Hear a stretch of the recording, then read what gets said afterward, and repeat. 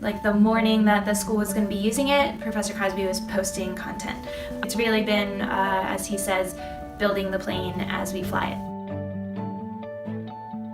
One of his favorite things to say when he talks about anything relating to CS Academy is that we're building the plane as we fly it, and we need to keep the plane flying, which is kind of just something that I think in any sort of startup-y environment you have to experience. So yes, we want things to be perfect and we want them to be as incredible as they can be, but we also have timelines and due dates that we need to adhere to in order to have things ready for the people that are actually using them. And it makes for an interesting stressful environment in some ways, but it's one of those good stresses where I don't know that we would be able to accomplish as much as we are accomplishing if we didn't have that pressure of like, this needs to be out so that the teachers that are using it in their schools have it for tomorrow. And you know, it also makes us a lot more critical and makes us look at things with a little bit more detail to make sure that they're right the first time, and that's something that we continue to work on improving every day.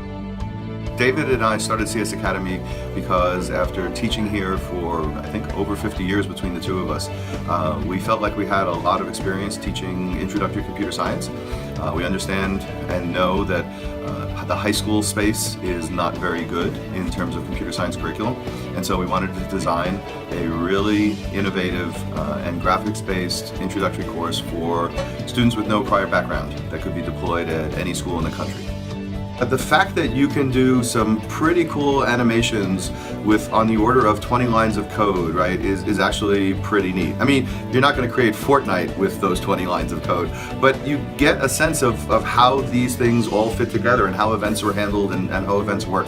And I think that even with a fairly simple set of images that we provide, shapes that we provide, you can do some pretty powerful things. And if you look at the sample gallery of student work from last spring's pilot, you can see that students put in many hours, right, to get those pixels just exactly right.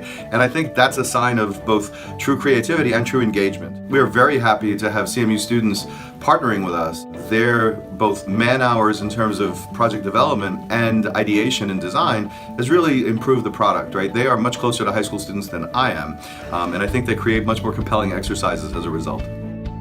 You have a lot of high school students, but you're teaching 4 or 5 other courses and you're not trained in computer science, you may not have the time and wherewithal to be able to grade. So we alleviate that concern by auto-grading. Giving them answers and giving them auto-graders makes life significantly easier on the teachers. So we were basically meeting teachers' needs in the basic design of the course. At the same time, we're meeting student needs, giving them something more interesting than just, say, Fahrenheit to Celsius. They get to do graphics, which are very engaging and fun. And when you're debugging a textual program, you have to somehow get at the state that's inside your program to figure out what's wrong with that state.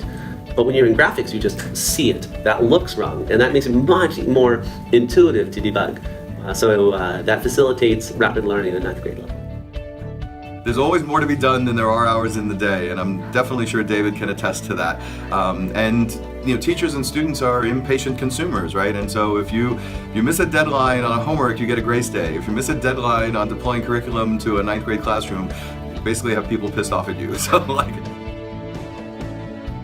Fun fact, we have interesting partnerships that we're hoping to deliver on, and I can mention that we're in discussions with Microsoft to be part of their TEALS program, where they take professionals in industry and pair them with teachers, and they may be using the CS Academy curriculum for part of that. In this fall deployment to 40 schools and over 1,000 students, I guess 1,200 or 1,300 if you include the 110 students, we have students written over 500,000 lines of code. I guess one particular thing I'll highlight is to look at cases where when you bring 2 concepts or skills together, is there a kind of emergent skill? If you look at, say, how well I can program a for loop and how well I can perform like an add-assign operation, say they're both at 90% correct, does the product of those probabilities predict how well I'll do in writing a for loop that has an add-assign in it? And what we found is there are cases where it way overestimates students' ability, that there's some extra combining skill that they need to learn, such that instead of being about 80% correct, 0.9 by 0.9, 0.81, right?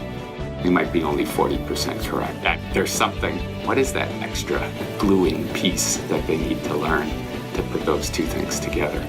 At this point, we have the 9th grade year pretty well scoped out, and so future plans are to finish the second semester of the 9th grade year and have a well-defined one-year 9th grade course or intro course, and then looking at either ways, as I said previously, to connect with AP CS principals or AP CSA, find ways to bridge CS Academy into those curricula that are already in high schools, give teachers and students interesting ways, again, to explore computer science and programming.